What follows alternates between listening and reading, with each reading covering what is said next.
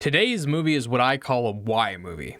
Its primary purpose is to get you thinking about the subject matter and trying to connect all the information. Why are they showing me this? Why did they include that scene? Where is this going? You'll quickly find the questions piling up as you make your way through the film, and then it just ends, leaving you with more questions than answers. On the surface, Aftersun is just a dad and a daughter going on a normal vacation to a resort. They spend their time lounging by the pool, having fun with the activities, and dining at nice restaurants. It's a normal vacation with little glimpses into both of their psyches. Callum is suffering from depression, and Sophie is more focused on herself than on what her father is going through. The movie never presents a conflict, there are no big emotions, it's only a portrait with lots of colorful elements that come together to form an image that's unique to each audience member. Walking away from the film, I have all kinds of thoughts and impressions in my head, but they're all based on a narrative I created from the pieces. Whether it's what the director intended is another story.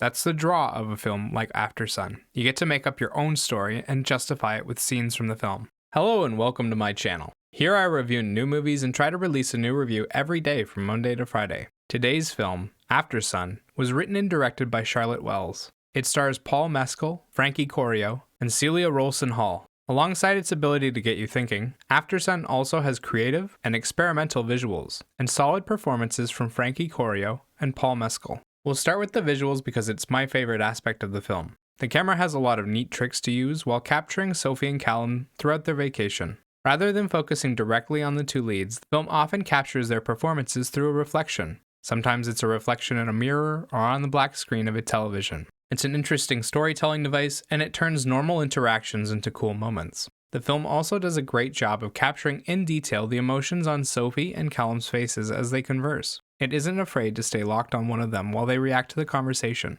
It lets the actors do some incredibly subtle emotional work. There's a lot of movement in the cinematography, lots of pans and zooms, and general movement in the camera work. It doesn't always have a reason, but it makes basic moments feel a little more momentous. Paul Mescal and Frankie Corio take on the lion's share of the screen time. Paul Mescal plays Callum, the father of Sophie. He's depressed and trying to hold things together for the sake of his daughter. He's trying to make this trip the best he can, but at nights finds himself struggling not to fall to pieces. Mescal does a lot of subtle emotional work around Sophie, and deeper, more obvious work when he's alone. Mescal shows off a wide range of emotions throughout the film. Frankie Corio plays Sophie, a teenage girl going through puberty and trying to find her way in the world while on vacation with her father. Sophie is a normal, well-behaved kid, so there isn't a lot for Corio to do, but she plays off of Mescal well. The rest of the cast is filled with extras, people who get a line or two and less than 30 seconds of screen time. They say their lines, but there's little behind it. The film doesn't really give them a chance. It doesn't give the two leads that much to do, but it definitely gives the extras nothing.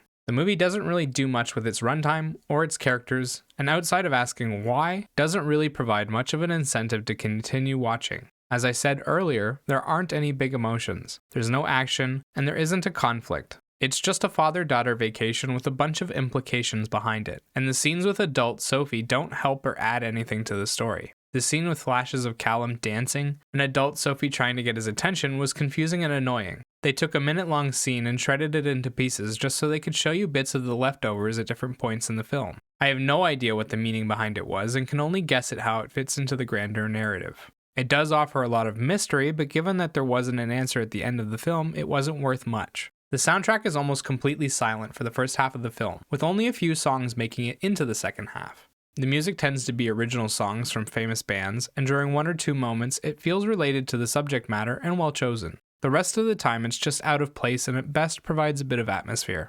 Aftersun comes across as a very artistic movie that wants to get you thinking but doesn't actually have much to offer. The characters are just normal everyday people, the situation is a lazy vacation, and the only thing that makes it even remotely intriguing is what happened after the events of the film.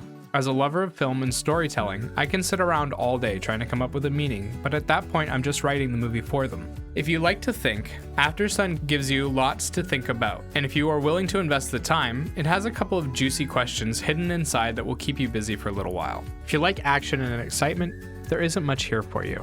5 out of 10.